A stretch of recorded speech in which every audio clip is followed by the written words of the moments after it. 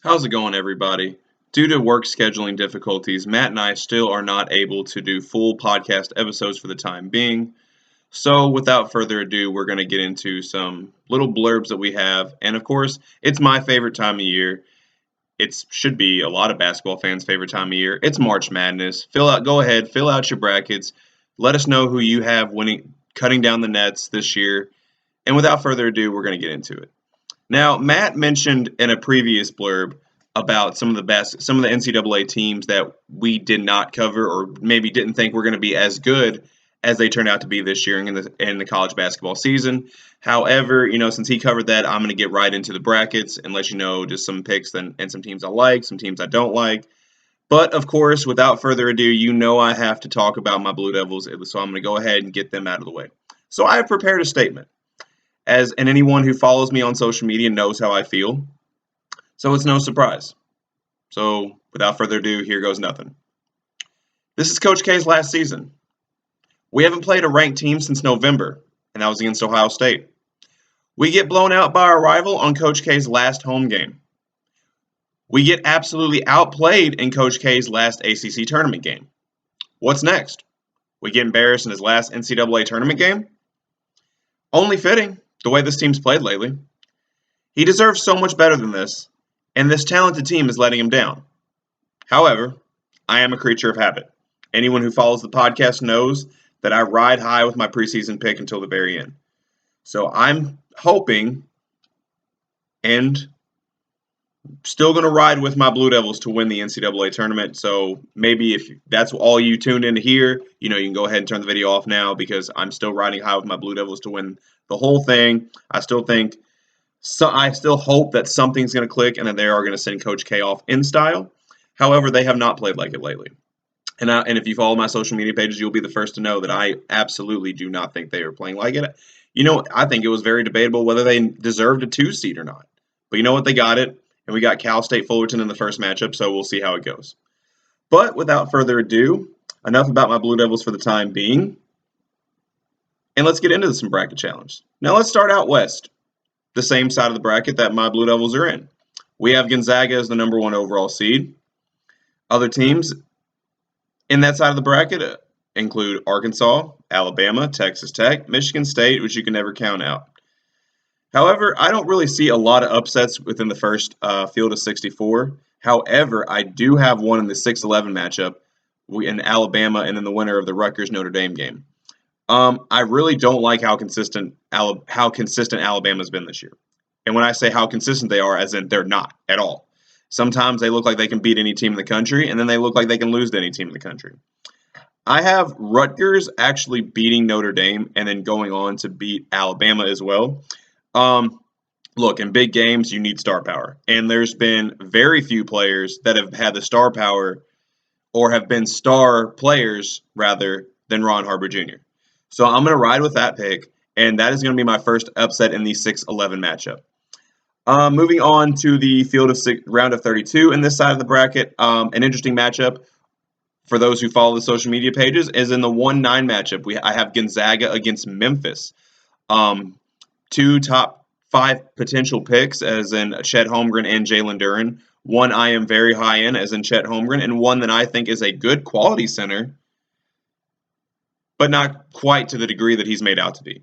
Jalen Duren is a quality center, but he was a top 5 recruit, and he's a top 5 projected pick. He's good. He looked very good against UCF in that 2020 game, but I'm not seeing it. I don't see the hype in this guy. I feel like there's too many players like him. The upside's there, the talent's there, but there's no skill set that's really standing out to me and selling me that this guy is a top 5 pick. So it's going to be a very interesting matchup. I think any fan of basketball, any fan of talent is going to be glued to that game. And Memphis is playing really well. I'll be the first to say. Ironically enough, ever since Imani Bates left the program, they've actually been on fire, and they've only lost 3 times in the last 2 months. So they've got something clicking. Penny's, of course, a heck of a coach. But at the end of the day, I like Gonzaga and their experience to move on. Another interesting matchup in this one. Not about wraps it up for that one, so it's that side of it. So let's go on to the Sweet 16. I actually have those same Bulldogs playing against. This is where the games really start to get interesting. I have Gonzaga against Arkansas. That is actually where I have the Bulldogs losing. Look, Matt and I were high on Arkansas preseason for all the things they bring to the table. They're long, they're athletic, they're deep, and can shoot. And I think they can give Gonzaga a lot of problems. Ironically enough, let's go down to a 3-2 matchup between the Texas Tech Red Raiders and my Duke Blue Devils. Texas Tech, I'll be the first to say, matches up with Duke very well. However, if Duke is going to be able to get past that game, they are going to have to be able to pound the post in Paulo Bonchero and Mark Williams. Paulo's going to have to play like he did in the ACC tournament, as in more physical, less finesse. But I think if they can pound the ball in the paint and don't get beat too bad from the perimeter like they did against Virginia Tech, oh my lord, 70% from three, I think they'll be fine. As long as and obviously they got to take care of the ball. But those long teams like a Miami, like a Virginia Tech, have given Duke problems all year long. So they match up well. But again, I'm riding high with my Blue Devils. It's Coach K's final year. I mean, use your own imagination. So that being said, in the Elite Eight game, the game to go to the Final Four, I have Arkansas and Duke. So again, a lot of similar reasons why I have Texas Tech matching up well against Duke. They're long, they're athletic, they're deep, they can shoot. But again, at the end of the day, I'm riding. It's Coach K's final year. I'm riding high, even though they match up well. I'm a big Arkansas advocator. I think if Duke can pound inside, I know Arkansas's got a 7'4" kid that can block the shots, but can he play? Can he stay on the floor? Can Paulo, Mark, and Theo and AJ Griffin, when he drives, get him into foul trouble? We shall see. So I actually like Duke going to the Final Four, as you all have already heard from the very beginning of the podcast. So that wraps up the west side of the bracket. So let's kick it over to the east side of the bracket. So obviously this is the seed where Baylor is the number 1 overall seed. I'm looking at 4 upsets. I don't really think this is much of an upset, but I do have the winner of IU and Wyoming over St. Mary's, and I think that is going to be the Indiana Hoosiers. Now I know what you're saying, and I know some of you all might be thinking that I'm just going to be doing this to make Matt happy. No, we all know Matt and I do not like to make each other happy. If anything, we like to upset each other. That's what makes us good podcast hosts, and that's what makes us good friends. But I really like the way the Hoosiers are playing. Mike Woodson has made some serious strides in his first season with IU. Like Matt said in the very beginning of the college basketball season, Mike Woodson, welcome to your expectations. I think they defeat Wyoming in the play-in game, and I think they beat St. Mary's. But you know what? Even though St. Mary's is a 5 seed, I'm not impressed with them. Of course, they win a lot of games playing in a weak conference. That doesn't tell me anything, and I think IU matches up well with them, and, it's going to be interesting to see how Trace Jackson Davis plays against them. They did a good job denying Chet and Drew Timme the ball in their 2 previous matchups with Gonzaga, but I think Indiana matches up well against them, and I think they can get it done. Trying to look. I was going to say, we got to go. I got to go to the local. I got to, go with the local teams. That's also the side of the bracket that Kentucky and Purdue are also in. Obviously, in the first game, I don't see much problems with them. So I have the Wildcats and the Boilermakers moving on. So as for the round of 32 in the East Division, let's see. Interesting matchup in the round of 30 of the round of 30. Oh, wow, actually, got way ahead of myself. Very underrated matchup. I have in a 1-9 matchup. I have Baylor and Marquette.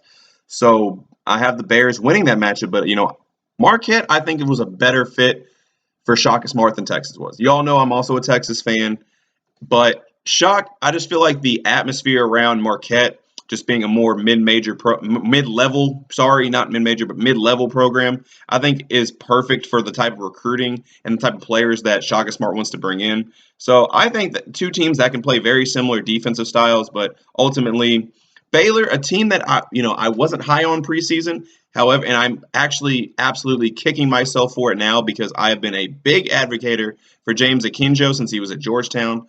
And he has done a phenomenal job leading this team. And I can't stress enough about the improvements that Matthew Meyer has made during his time at Baylor. Not just a shooter anymore. He can rebound, he can defend, and he can take it to the cup. So you know what? The Bears have looked good all season. The only problem with them is they haven't been able to stay healthy. And they are missing one very giant piece. So I have Baylor, but I do have Baylor moving on to the Sweet 16. Another interesting matchup, of course, we got a Bluegrass State matchup with Murray State and Kentucky. I like the season Murray State's had, but John Morant's not walking through the door. Kentucky's too deep, too talented, just too good. Have them moving on. So moving on to the Sweet 16. Of course, we have a very interesting matchup. We have Baylor and UCLA. UCLA, I was very high on in the preseason, but I'm not. I don't know what it was. I don't know if it was Final Four hangover or what, but they just didn't come out with the same, I guess, pizzazz that I was expecting. So I have the Bears beating them, which is a little surprising, figuring how much they are missing. But I think they can play enough defense to shut the Bruin perimeter down. So I have that. I have Baylor moving on. And of course, you have the other matchup that a semi-local matchup between Purdue and Kentucky. Now, my girlfriend's probably going to watch this, and I don't know if this is going to get brownie points with her or not. But as you all know, she's a Purdue grad. I'm almost regretting saying this, but I have Purdue knocking off the Wildcats. I think they match up well. I think they have the guards that can match up with Kentucky's backcourt. Especially Jaden Ivey. I think he's more experienced in Ty Washington at this point in his career. And they have the bigs to be able to throw at Oscar Tshiebwe. Zach Edey, Travion Williams, Caleb First. They have the size to throw at Oscar to neutralize him. And I think they also have even more perimeter defense and another shooter in Stefanovic that can match Kellen Grady. So I think Purdue matches up very well with Kentucky, and I have them knocking them out as Purdue heads to the Elite Eight. Now in the Elite Eight matchup, I've been high on Purdue all year long. I know they haven't really played their best ball as of recent, but you know what? I think their talent and their depth eventually gets it done against a shorthanded Baylor team. So I have Purdue joining Duke in the Final Four. And once I get to the Final Four, things are going to get very interesting for me and Tierney. So without further ado, let's go on to the next side of the bracket. And we have, hold on here. Now we have the South Division, where we have Arizona as the number 1 seed. I'm going down. I don't really see any major upsets at the time being. I know a lot of Loyola Chicago fans. A lot of Loyola people were picking Loyola Chicago over Ohio State. However, if the Ohio State team that shows up that gave Duke its first loss of the season, sorry, Sister Jean, you're not having a chance. But yeah, still no major upsets I see. So let's move on to the round of 32. Come on, let's go here. All right. So very interesting matchup. I have Ohio State against Villanova. I think two very evenly matched teams, but I do like the experience of Villanova in the tournament, and I have them moving on. So now for the Sweet 16. And this is where things are going to get interesting. A team that a lot of people are high on, Arizona. For me, for whatever reason, I'm not. I have them matching up against a team that I am very high on, and that is Houston in the 1-5 matchup. And let me tell you, Houston, I absolutely love the way they play. They win the 50-50 balls, they have quick hands on D, and they rotate very well. You will not play harder than them. And the offense just takes care of itself. And you see my social media pages. That dude, Carlton, is an absolute dog. And we all know Kelvin Sampson can coach. These are the type of teams that he brings in. Just as long as he can stay away from calling recruits during the dead period, I think we're good. But anyways, I absolutely love the way this Houston team plays, and you're going to find out even more as the video goes on how much I love them. But for the time being, I have them knocking off the 1-seeded Arizona Wildcats and headed to the Elite Eight. Now for another very interesting matchup, I have the SEC tournament champs against Villanova. Look, Villanova, they have the experience against Tennessee. I get that. But something about this Rick Barnes team. You all know how I feel. Rick Barnes is a very good coach. He's the type of coach that's going to make a program relevant. But once they get relevant, they struggle very much taking that next step. However, I just don't like the overall firepower in this matchup. I think Tennessee's guards can match Villanova's guards. Kennedy Chandler is playing very well, and Ziegler is an absolute dog. So I love the way the Vols are playing. I have them moving to the Elite Eight, where they play the Houston Cougars. And for reasons I mentioned, I have Houston again going to the Final Four. Now for the last side of the bracket, the Midwest side. This wants to work. Okay, here we go. We're good. And this is where Kansas is the number 1 seed in this side of the bracket. What just happened? Okay, here we go. Again, I really don't have a lot of upsets in this, so that might come back to hurt me in my bracket. But I do have Iowa State over LSU. If you really even in the 6-11 matchup, if you really even want to call that an upset, but sure. But I guess let's see. Moving on to the field, the Sweet Six, the field of 32. Again, no really surprises. Oh, I forgot to mention, I do have Miami knocking off USC, but honestly, I don't think that's much of an upset. Miami's a very good team. They just got off to a slow start. So, yeah, not much to say there, but yeah. So moving on to the Sweet 16. Here we go. Got ahead of myself there. And I think Kansas and Iowa, I think will be a very good matchup. Keegan Murray's playing really well. But at the end of the day, Kansas has Remy Martin back, and they have too much firepower, so I have them advancing. Now, this is actually a very intriguing matchup.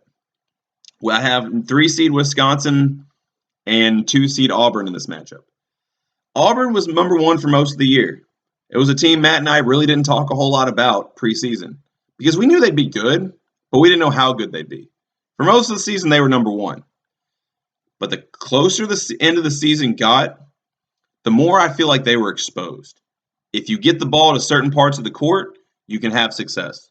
Walker Kessler, despite leading college, or despite being one of the leaders in college basketball, sorry, Demarion Sharp, didn't mean to disrespect you there, but despite being one of the leaders in college basketball for shot blocks, he's not a great defender. Let's be real here.